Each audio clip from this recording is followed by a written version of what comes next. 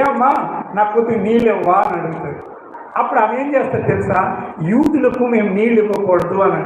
యూదులు కొంచెం పెద్ద జాతి వారు, మేము నీళ్ళు ఇవ్వకూడదు సుమా అని అంటారు.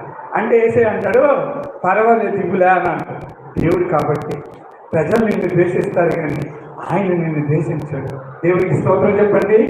యేసయ్య ప్రేమ చాలా గొప్పది, ఆయన ప్రేమ చాలా ఉన్నతమైనది. నిన్నెంతగానో ప్రేమిస్తున్నాడు, నిన్నెంతగానో ప్రేమిస్తున్నాడు. దేవుడి బిడ్డలారా, మీరు జ్ఞాపకం చేసుకోండి. మీ జీవితం ధరించుకొని యేసుక్రీస్తు కోసం బ్రతకండి, ఆయన కోసమని బ్రతకండి. నీ జీవితంలో ఆయన కోసమనే బ్రతకండి. ఆయన ఉంటేనే నువ్వు ఉన్నట్లు లెక్క. దేవునికి స్తోత్రం చెప్పండి. యోహాను సువార్త 4వ అధ్యాయంలో ఒక మాట యేసుప్రభు అంటాడు ఆమెను. ఉదయం నుంచి మధ్యాహ్నం వరకు యేసుప్రభు రాలే, కానీ 12 గంటల టైంలో యేసుప్రభు వచ్చాడు ఆమెను దర్శించడానికి. ఎందుకంటే ఆవిడతో ఎవరు